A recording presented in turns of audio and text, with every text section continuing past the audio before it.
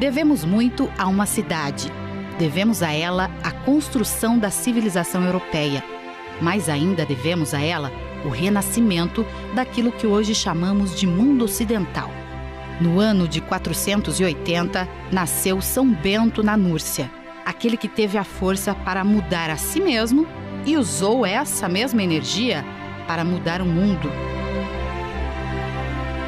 Houve um homem de vida venerável, Bento tanto pela graça quanto pelo nome, que desde a infância possuía um coração maduro. Superior pelo seu modo de proceder, na juventude, a nenhuma volúpia entregou seu coração. E assim, enquanto se achava nesta terra, da qual por algum tempo pudera gozar livremente, desprezou como já murchas as flores do mundo. As obras de Bento falam por si, mas quase tudo o que se sabe sobre sua vida pessoal chegou até nós graças aos diálogos de São Gregório Magno, biógrafo e o primeiro monge a ser eleito papa. Em seu livro, ele registrou os maravilhosos fatos que ouviu e sobre os quais pesquisou por toda a vida. Bento tinha apenas 13 anos quando partiu para a Cidade Eterna. Mas era maduro o suficiente para, em pouco tempo, perceber que a superficialidade que tomava conta da vida social de Roma, aos poucos, espalharam a notícia de que ali vivia um homem poderoso, santo e sábio. Jovens de toda a região, vendo seu exemplo, convertiam-se e queriam imitá-lo. Depois de muitos sinais do céu, e inspirado pela sua fé, Bento chega à conclusão de que o seu período de reclusão chegava ao fim.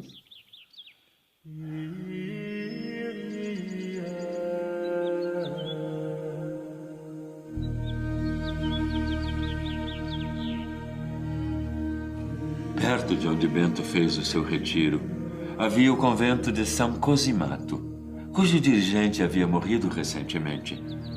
Como a sua fama já era grande, a comunidade foi pedir que ele assumisse a direção. Bento recusou por muito tempo, pois sabia que os seus costumes eram bem diferentes daqueles irmãos. Tanto insistiram que ele acabou aceitando. Lá, comprovou a sua intuição. Os monges se encheram de fúria quando ele impôs disciplina. Por mais que se esforçasse e desse exemplo, eles não aceitavam abandonar os abusos de uma vida desregrada e preguiçosa a qual estavam acostumados.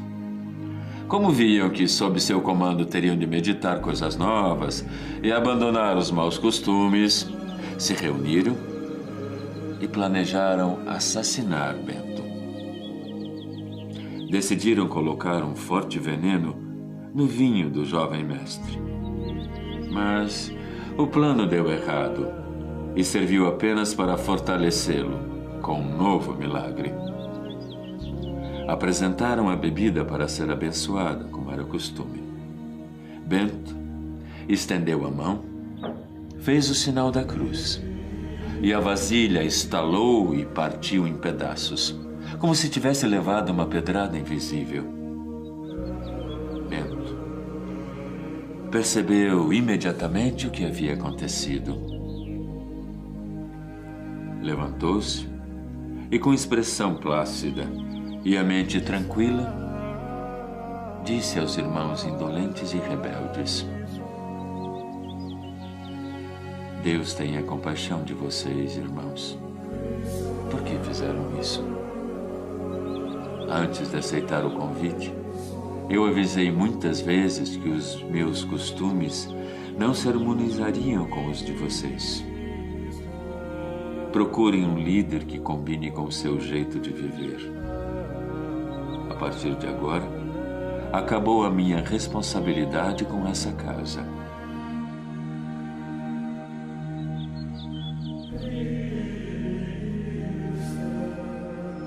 Bento deixou o mosteiro, voltou para Subíaco, recebido entusiasticamente por jovens cheios de energia e fé. Entre eles, os futuros santos Plácido e Mauro. Resolve emigrar para a região de Nápoles Lá, aos pés do Monte Cassino, ele e seus discípulos constroem, com muito esforço e apoio da comunidade, o seu primeiro mosteiro, usando as pedras de uma antiquíssima construção abandonada. Na verdade, aquele foi o primeiro mosteiro propriamente dito da Europa, e Bento quis fazer dele um modelo para o Ocidente. Para isso, estudou a fundo os regulamentos dos mosteiros orientais, assimilando o que havia de melhor e adaptando o restante ao espírito romano. Uma grande quantidade de discípulos aparece e, para abrigá-los, Bento funda 12 pequenos mosteiros. Seu lema é simples e poderoso: ora et labora, ou seja, rezar e trabalhar. Porém, o trabalho de Bento causa inveja a um sacerdote da região, Florencio. Ele tenta de todas as maneiras impedir que as pessoas procurem o santo. Até que, no ano de 529, cego pelo despeito, Florencio leva um pão envenenado de presente a Bento. Mas o santo, sempre bem inspirado, percebe imediatamente a intenção do padre. Na hora da refeição, Bento ordenou a um corvo, que tinha o costume de ir comer nas suas mãos, que, em nome de Jesus, levasse o alimento envenenado para longe, onde não pudesse ser encontrado. O animal demonstrou medo. Não queria tocar no pão, mas acabou obedecendo. Horas depois, voltou, são e salvo, e foi alimentado pelo monge. Incapaz de desejar o mal a quem tentou matá-lo, Bento toma o episódio como um sinal de Deus, de que deveria se afastar da multidão, para poder ampliar seus serviços.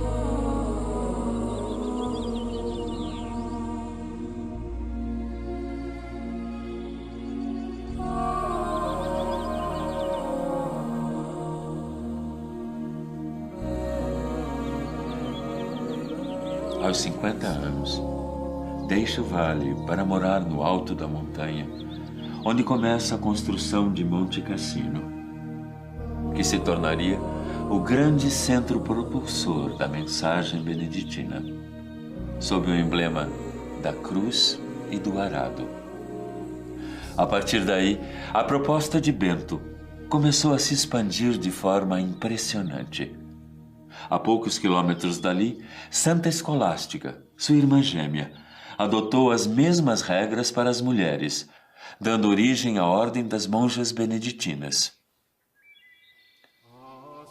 Graças a esse monge, de modo simples, salvaram-se da destruição e do esquecimento os tesouros milenares da cultura, da arte, da literatura e da ciência, sem as quais o Ocidente estaria condenado às trevas. Durante muitos séculos, os estudiosos, os doutores, os cientistas e os professores, que passaram conhecimento às novas gerações, pertenciam quase todos à família espiritual de São Bento. Dos mosteiros surgiram a excelência na fabricação de instrumentos científicos e de trabalho, a cópia sistemática de livros preciosos, o combate à escravatura, o estabelecimento do direito público e privado das nações, o ensino. A grande eficácia dos regulamentos estabelecidos por São Bento para seus mosteiros fez com que eles fossem adotados por quase todas as demais ordens religiosas. Para divulgar e facilitar a sua execução, ele escreveu, a partir de 534, os 73 capítulos da Regra dos Mosteiros, equilibrada, moderada e sensata. Ela é seguida até os dias de hoje. O poderoso fermento espiritual, presente na obra de Bento, expandiu a sua mensagem muito além de sua pequena cidade e do seu país, para forjar o rosto do mundo ocidental, a partir da fé, partilhada entre diferentes povos. Os mosteiros de São Bento formaram pessoas que passaram à história da nossa civilização pela sua sabedoria, ciência e santidade. Eles eram escolas, hospitais, laboratórios, hospedarias que espalhavam a luz que mais tarde revolucionaria o mundo com o humanismo e a renascença. Além disso, ensinaram aos povos da Europa novas técnicas de agricultura, criação de animais, preparo e conservação de alimentos. Até hoje, as regiões no entorno dos mosteiros são centros de excelência mundial na produção de queijos, presuntos, salames, linguiças, vinhos, cervejas, doces, compotas e conservas. E a Igreja deve a essas oficinas de oração e trabalho nada mais, nada menos que 23 papas, 5.000 bispos e cerca de 3.000 santos canonizados. A vida de São Bento foi cercada de fatos extraordinários. Por inúmeras vezes, ele livrou a si mesmo, irmãos monges e pessoas do povo da influência de espíritos malignos, e por isso é visto por muitos como um poderoso exorcista. Bento tinha também, em alto grau, os dons da visão à distância, da leitura de pensamentos e previsão do futuro. Foram muitas as profecias do santo, inclusive sobre a destruição do mosteiro, primeiro pelos lombardos e muito tempo depois, na Segunda Guerra Mundial. Em 15 de fevereiro de 1944, com o falso argumento de que havia um grupo de controle e observação do exército nazista escondido atrás de seus muros, intransponíveis por terra, o mosteiro de Monte Cassino foi destruído por 1.400 toneladas de bombas lançadas pela Força Aérea Americana.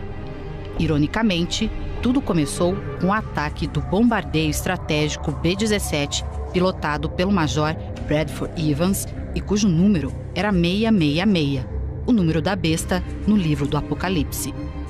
Antes disso, porém, o Marechal Kesselring deu ordem de levar o abade e os monges intactos para Roma, como previra São Bento quase 1.500 anos antes. Graças à disciplina beneditina, foram salvas as principais relíquias históricas. Mais tarde, os monges reconstruíram Monte Cassino, exatamente como original. Hoje em dia, existem mais de 1.200 mosteiros beneditinos em todo o mundo, seguindo a mesma regra estabelecida pelo seu fundador.